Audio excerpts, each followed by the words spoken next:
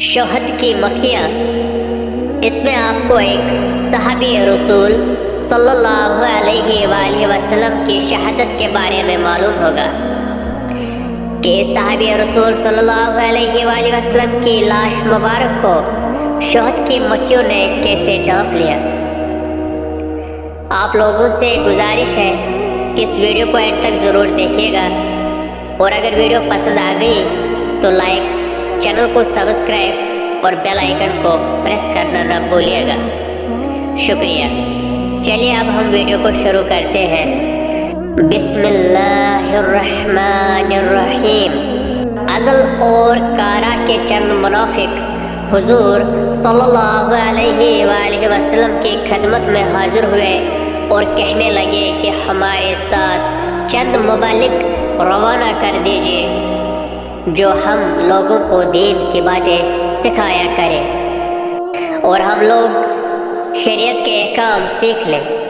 حضور صلی اللہ علیہ وآلہ وسلم نے اپنے 10 اصحاب، جن کے سردار حضرت عاصم بن ثابت رضی اللہ تعالی عنہ تھے، ان کے ہمراہ روانہ کر دیے۔ یہ لوگ جب مقام رجی پر پہنچے تو منافقین نے بدعہدی کر کے قبیلہ بنو الحیان کے 200 آدمیوں کو ساتھ ملا کر ان 10 صحابہ پر حملہ کر دیا۔ حضرت عاصم رضی اللہ تعالیٰ عنہ اپنے ساتھ ساتھیوں کے شہید ہو گئے، اور حضرت عاصم رضی اللہ تعالیٰ عنہ نے شہادت سے قبل یہ دعا پڑھی: اے اللہ، میں نے تیرے دین کی حمایت میں جان دی، اب تو ان کافروں کے ہاتھ سے میرے بدن کو بچا، یعنی میری لاش ان کے ہاتھ نہ لگے۔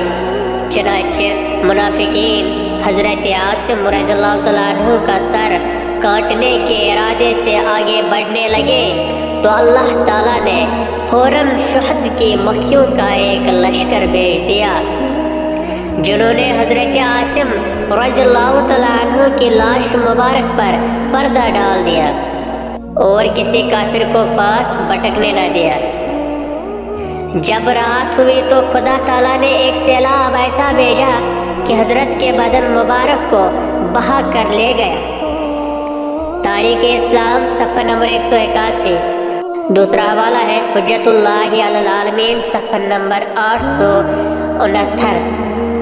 سبق: صحابہ کرام رضوان اللہ علیہم اجمعین دین کی خاطر زندہ رہے اور دین ہی کی حمایت میں وہ جان بھی دیتے رہے، اور یہ بھی معلوم ہوا کہ رسول اللہ صلی اللہ علیہ وآلہ وسلم کے یاروں سے دشمنی و عداوت منافقین کا کام ہے۔